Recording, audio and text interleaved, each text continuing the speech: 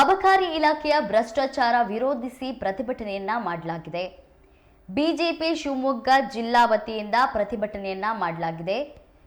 ಅಬಕಾರಿ ಇಲಾಖೆಯ ಭ್ರಷ್ಟಾಚಾರ ವಿರೋಧಿಸಿ ಈ ಒಂದು ಪ್ರತಿಭಟನೆಯನ್ನ ಮಾಡಲಾಗ್ತಿದೆ. ಶಿವಮೊಗ್ಗದ ಶಿವಪ್ಪ ನಾಯಕ ವೃತ್ತದಲ್ಲಿ ಹೋರಾಟವನ್ನ ಮಾಡಲಾಗ್ತಾ ಇರುವಂತದ್ದು. ಅಬಕಾರಿ ಸಚಿವ ತಿಮ್ಲಾಪುರ ರಾಜೀನಾಮೆ ನೀಡಬೇಕು ಎಂದು ಈ ಹೋರಾಟವನ್ನ ಮಾಡ್ತಾ ಇರುವಂತದ್ದು. ಅಬಕಾರಿ ಸಚಿವರ ವಿರುದ್ಧ ಘೋಷಣೆ ಕೂಗಿ ಆಕ್ರೋಶವನ್ನ ಹೊರಹಾಕಿದ್ದಾರೆ ಪ್ರತಿಭಟನಾಕಾರರು. ಶಾಸಕ ಎಸ್.ಎನ್. ಚನ್ನಬಸಪ್ಪ ನೇತೃತ್ವದಲ್ಲಿ ಈ ಒಂದು ಪ್ರತಿಭಟನೆ ನಡೀತಾ ಇರುವಂತದ್ದು.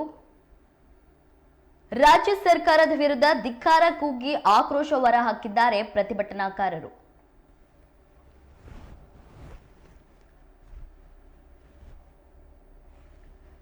ಅಬಕಾರಿ ಇಲಾಖೆಯಲ್ಲಿ ಸಾವಿರಾರು ಕೋಟಿ ರೂಪಾಯಿ ಭ್ರಷ್ಟಾಚಾರ ಆರೋಪ ಹಿನ್ನೆಲೆ ಶಿವಮೊಗ್ಗದಲ್ಲಿ ಬಿಜೆಪಿ ಪ್ರತಿಭಟನೆ ನಡೆಸಿದೆ. ಶಿವಮೊಗ್ಗದ ಶಿವಪ್ಪ ನಾಯಕ ವೃತ್ತದಲ್ಲಿ ಶಾಸಕ ಚನ್ನಬಸಪ್ಪ ನೇತೃತ್ವದಲ್ಲಿ ಹೋರಾಟ ನಡೆದಿದ್ದು, ಅಬಕಾರಿ ಸಚಿವ ತಿಮ್ಲಾಪುರ ರಾಜೀನಾಮೆ ನೀಡುವಂತೆ ಪ್ರತಿಭಟನಾಕಾರರು ಒತ್ತಾಯಿಸಿದ್ದಾರೆ. ರಾಜ್ಯ ಕಾಂಗ್ರೆಸ್ ಸರ್ಕಾರದ ವಿರುದ್ಧ ಘೋಷಣೆ ಕೂಗಿ ಪ್ರತಿಭಟನಾಕಾರರು ಆಕ್ರೋಶವನ್ನ ಹೊರಹಾಕಿದ್ದಾರೆ.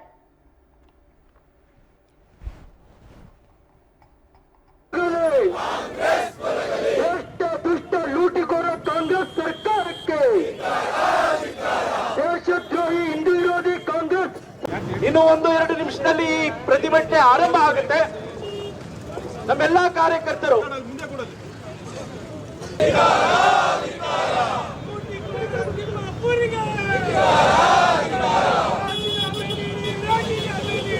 ಜಿಂದಾಬಾದ್, ಭಾರತ್ ಮಾತಾ ಕಿ ವಂದೇ ವಂದೇ. ಭ್ರಷ್ಟ ದುಷ್ಟ ಕಾಂಗ್ರೆಸ್ ಸರ್ಕಾರಕ್ಕೆ, ಭ್ರಷ್ಟ ಕಾಂಗ್ರೆಸ್ ಸರ್ಕಾರಕ್ಕೆ, ಭ್ರಷ್ಟಾಚಾರ ದೇಶದ್ರೋಹಿ ರಾಜ್ಯ ಕಾಂಗ್ರೆಸ್ ಸರ್ಕಾರಕ್ಕೆ, ಭಾರತ್ ಮಾತಾ ಕಿ. ಭ್ರಷ್ಟ ದುಷ್ಟ ಲೂಟಿಕೋರರಾದಂತ ಕಾಂಗ್ರೆಸ್ ಸರ್ಕಾರಕ್ಕೆ. ಎಲ್ಲ ಸಜ್ಜನ ನಾಗರಿಕ ಭಾಜಪ ಕಾರ್ಯಕರ್ತ ಬಂಧುಗಳೇ, ಇವತ್ತಿನ ದಿವಸ ಒಳಗಡೆ ಇಟ್ಕೊಂಡು, ಭ್ರಷ್ಟಾಚಾರಿಗಳನ್ನ ಒಳಗಡೆ ಇಟ್ಕೊಂಡು ಭ್ರಷ್ಟಾಚಾರಿಗಳಿಗೆ ಸಹಕಾರ ಕೊಡ್ತಾ ಇರುವಂತಹ ಸನ್ಮಾನ್ಯ ಶ್ರೀ ಮುಖ್ಯಮಂತ್ರಿಗಳ ಸಿದ್ದರಾಮಯ್ಯನವರಿಗೆ ಧಿಕ್ಕಾರವನ್ನು ಕೊಡ್ತಾ ಈ ಒಂದು ಬೃಹತ್ ಪ್ರತಿಭಟನಾ ಕಾರ್ಯಕ್ರಮ ಹಮ್ಮಿಕೊಂಡಿದ್ದು. ಈ ಕಾರ್ಯಕ್ರಮದೊಳಗೆ ನಮ್ಮ ಈ ಒಂದು ಭಾರತ್ ಮಾತಾ ಕಿ ವಂದೇ ವಂದೇ ಕಾಂಗ್ರೆಸ್ ಸರ್ಕಾರಕ್ಕೆ ಹಗರಣಗಳನ್ನ ಮಾಡ್ತಾನೆ ಇದೆ. ಜನಪರವಾದ ಒಂದೇ ಒಂದು ಕಾರ್ಯಕ್ರಮಗಳನ್ನ ಯಾವುದೇ ಕಾರಣಕ್ಕೂ ಮಾಡಿಲ್ಲ ಅಂತೇಳಿ ಈ ಸಂದರ್ಭದಲ್ಲಿ ಹೇಳಕ್ ಇಷ್ಟಪಡ್ತೇನೆ. ಮೀರಿ CL7ಗೆ ಪರ್ಮಿಷನ್ ಕೊಟ್ಟಿದ್ದಾರೆ. ಇದರಲ್ಲಿ ಒಳಗಡೆ ಭ್ರಷ್ಟಾಚಾರಿ ತಿಮ್ಮಾಪುರ ಅವರನ್ನ ಮಂತ್ರಿಮಂಡಲದಿಂದ ಕೈ ಬಿಡಬೇಕು ಅಂತ ಒತ್ತಾಯ ಮಾಡಿದ್ವಿ, ಆಗ್ರಹ ಮಾಡಿದ್ವಿ, ಹೋರಾಟಗಳನ್ನು ಮಾಡಿದ್ವಿ. ಹೋರಾಟಕ್ಕೆ ಯಾವುದೇ ಬೆಂಬಲವನ್ನು ಭ್ರಷ್ಟ ಕಾಂಗ್ರೆಸ್ ಸರ್ಕಾರ ಅವಕಾಶ ಮಾಡಿಕೊಟ್ಟಿಲ್ಲ. ಹಾಗಾಗಿ ಅದಾದ ನಂತರ ಎರಡನೇ ಅವಕಾಶ ಇರುವಂಥದ್ದು ನಾಗರಿಕರ ಮುಂದೆ ಹೋಗಬೇಕಾಗಿರುವಂಥದ್ದು. ಆ ಕೆಲಸನ ಭಾರತೀಯ ಜನತಾ ಪಾರ್ಟಿ ಪ್ರಜಾಪ್ರಭುತ್ವ ವ್ಯವಸ್ಥೆ ಒಳಗಡೆ ಹೋರಾಟದಲ್ಲಿ ನಂಬಿಕೆ ಇಟ್ಕೊಂಡಿರುವಂಥ ಪಾರ್ಟಿ ಭಾರತೀಯ ಜನತಾ ಪಾರ್ಟಿ. ಹಾಗಾಗಿ ಹೋರಾಟದ ದಾರಿಯನ್ನು ಇಡೀ ರಾಜ್ಯದ ಜಿಲ್ಲಾ ಕೇಂದ್ರಗಳಲ್ಲಿ ಇವತ್ತು ಪ್ರಾರಂಭ ಮಾಡಿದ್ದಾರೆ. ನಮ್ಮ ರಾಜ್ಯದ ಅಧ್ಯಕ್ಷರಾದಂಥ ವಿಜಯೇಂದ್ರ ಅವರು ಇದಕ್ಕೆ ಹೋರಾಟದಕ್ಕೆ ಸೂಚನೆಯನ್ನು ಕೊಟ್ಟಿದ್ದಾರೆ. ಆ ಹಿನ್ನೆಲೆಯಲ್ಲಿ ಇವತ್ತು ಹೋರಾಟ ಶಿವಮೊಗ್ಗದಲ್ಲಿ ಆಗಿ ನಡೀತಾ ಇದೆ.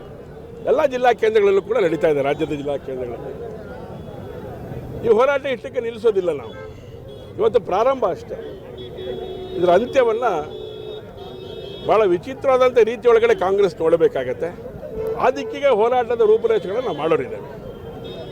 ಹಾಗಾಗಿ ಭಂಡತನದ ಸರ್ಕಾರ ಇದು.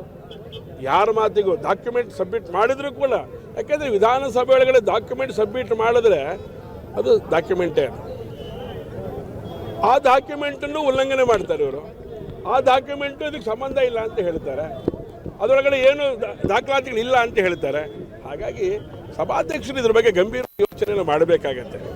ರಾಜ್ಯ ಸರ್ಕಾರ ಹೇಳಿದ್ದೆಲ್ಲ ಮಾಡುವಂಥ ಸಭಾಧ್ಯಕ್ಷರ ನಡವಳಿಕೆ ಇದೆಯಲ್ಲ, ಎಲ್ಲೋ ಒಂದು ಕಡೆಗೆ ಪ್ರಜಾಪ್ರಭುತ್ವ ವ್ಯವಸ್ಥೆ ಒಳಗಡೆ ಆ ಜಾಗವನ್ನು ಪ್ರಶ್ನೆ ಮಾಡುವಂಥ ಸ್ಥಿತಿ ಇವತ್ತು ನಿರ್ಮಾಣ ಆಗ್ತಾ ಇದೆ ಅಂತ ಹೇಳಿದ್ರೆ ಸಭಾಧ್ಯಕ್ಷರು ಇದನ್ನು ಯೋಚನೆ ಮಾಡಬೇಕು ಗಂಭೀರವಾಗಿ.